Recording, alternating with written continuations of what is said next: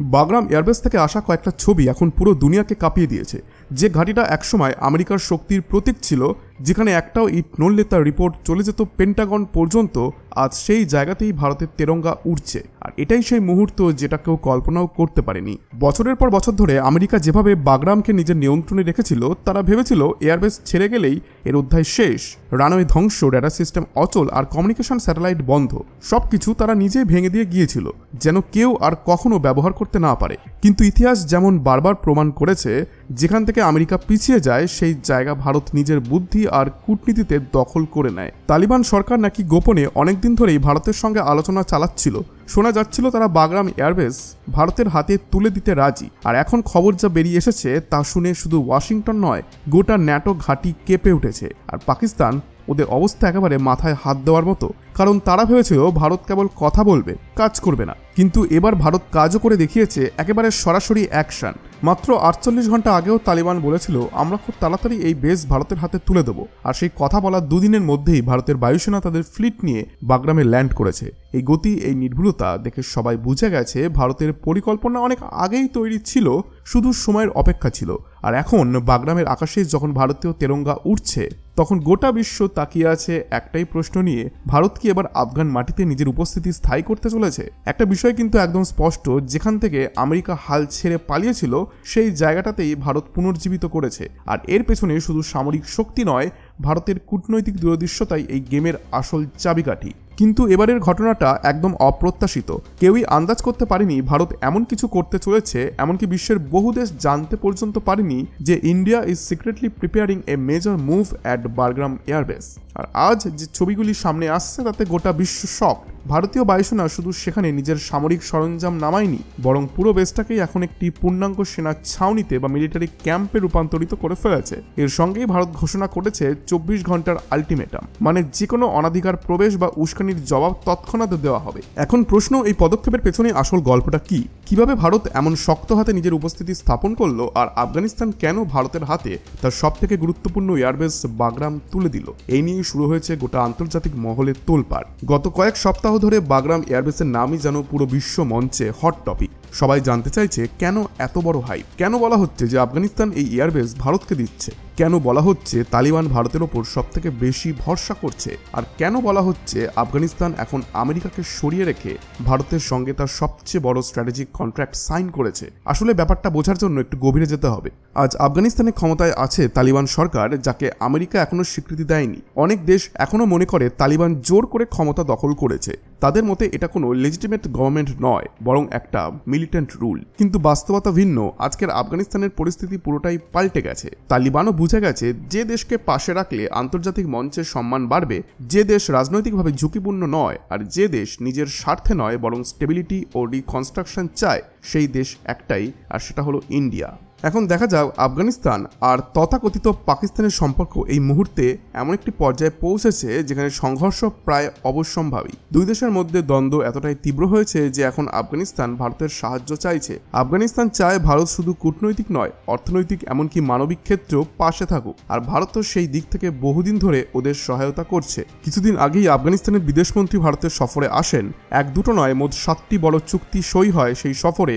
আর তার মধ্যে সবথেকে ঐতিহাসিক ছিল এই ঘোষণা যে বাগরাম এয়ারবেস একসময় আমেরিকার দখলে ছিল, সেটি এখন ভারতের হাতে তুলে দেওয়া হবে। এছাড়া আফগানিস্তান ভারতের কাছে খাদ্যশস্য সরবরাহের আবেদনও জানায়, কারণ দেশটির মাটিতে ড্রাই ফ্রুটসের উৎপাদনও ভালো হলেও ধান, গম, ডাল ইত্যাদি শস্যের উৎপাদন অত্যন্ত কম। তাই আফগানিস্তান এখন খাদ্য নিরাপত্তার জন্য ভারতের দিকে তাকিয়ে আছে।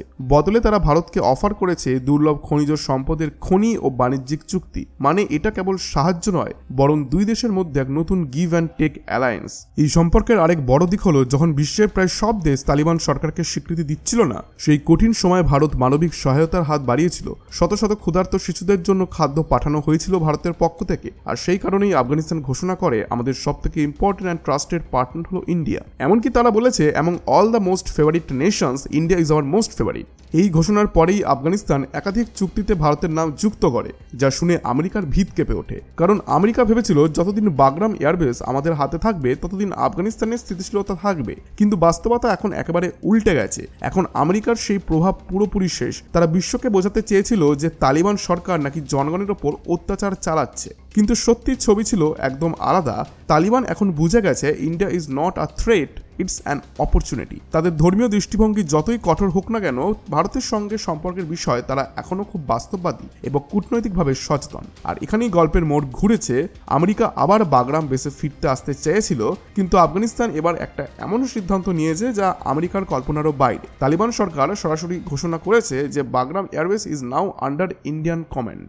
মানে শুধু কমান্ড নয়, বেসের পুরনো infrastructure, radar system, communication network, runway সবকিছুই ভারতীয় বিশেষজ্ঞদের সাহায্যে রিডেভেলপ করা হবে। এখন বাগরাম এয়ারবেস দাঁড়িয়ে আছে ভারতের ইঞ্জিনিয়ারিং আর কূটনৈতিক দক্ষতার জীবন্ত প্রমাণ হিসেবে। এই মুহূর্তে ভারত যেখানে নিজের এয়ারফোর্স ইউনিট মোতায়েন করেছে, অর্থাৎ বাস্তবে বাগরাম এয়ারবেস এখন ভারতের পূর্ণ নিয়ন্ত্রণে। এবং আফগানিস্তান স্পষ্ট জানিয়ে দিয়েছে India can use this base as long as it's wishes. শুধু ব্যবহারই নয়, তারা বলছে we will rebuild it together and make it a permanent symbol of Indo-Afghan friendship. যাই হোক, এতক্ষণ পর্যন্ত ছিল আফগানিস্তানের কথা। এখন আসা যাক আমেরিকার প্রতিক্রিয়ার দিকে, আর সেখানেই আসল নাটক শুরু হয়েছে। এই খবর প্রকাশ্যে আসার পর আমেরিকা কার্যত বিস্ফোরিত। ডোনাল্ড ট্রাম্প আবারও ভারতের বিরুদ্ধে গরম গরম মন্তব্য ছুড়ে দিয়েছেন। তিনি দাবি করেছেন India's growing presence in Afghanistan is not acceptable. কিন্তু বাস্তবটা হচ্ছে যখন বাগরাম এয়ারবেস এখন ভারতের হাতে, তখন আমেরিকার সেই পুরনো প্রভাব যেন এক মুহূর্তেই ভেঙে পড়েছে। ট্রাম্প বলেছেন আফগানিস্তানের decisions to hand over the base to India is completely wrong and Kabul will have to pay the price for it. কিন্তু এখানেই শেষ নয়, তিনি ভারতকেও হুমকি দিয়েছেন। বলেছেন if India doesn't step back from Bagram it will have to face serious consequences. কিন্তু এখানে ট্রাম্পের কথার মধ্যে একটা বড় বৈপরীত্য আছে।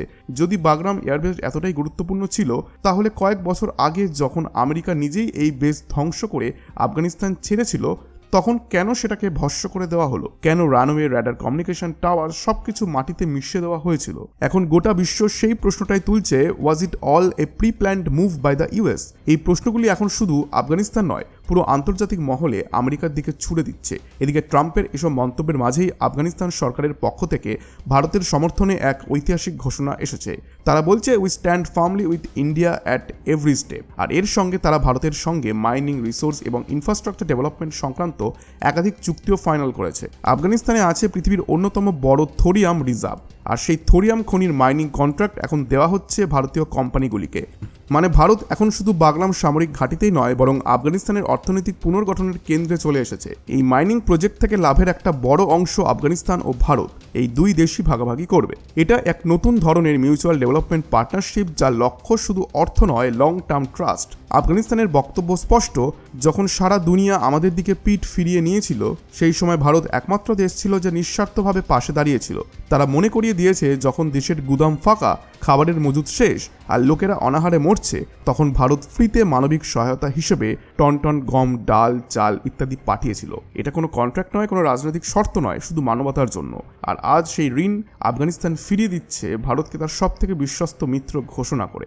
আফগানিস্তানের সরকার এখন স্পষ্ট ভাষায় ঘোষণা করেছে India will always be our strongest ally. আর তারা ঘোষণা করেছে যদি ভারতের নির্দেশ আসে, আফগানিস্তানের সব রাস্তাই ভারতের জন্য খুলে যাবে। এই কথাটাই এখন পাকিস্তানের ঘুম উড়িয়ে দিয়েছে, কারণ একবার যদি আফগানিস্তানের রুট ভারতের জন্য খুলে যায়, তাহলে পাকিস্তান চারিদিক থেকে ভারতের স্ট্র্যাটেজিক ঘেরার মধ্যে চলে আসবে। এখনই পাকিস্তানের রাজধানী ইসলামাবাদে আতঙ্ক ছড়িয়ে পড়েছে, কারণ ভারতের এই পদক্ষেপ শুধু সামরিক নয়, এটা একেবারে কূটনৈতিক মাস্টার স্ট্রোক। একদিকে ভারতীয় এয়ারফোর্সের উপস্থিতি বাগরাম এয়ারবেসে, আর অন্যদিকে আফগানিস্তান ভারত মাইনিং ডিল, দুটোই এখন পাকিস্তানের ভবিষ্যতের জন্য ডবল থ্রেট।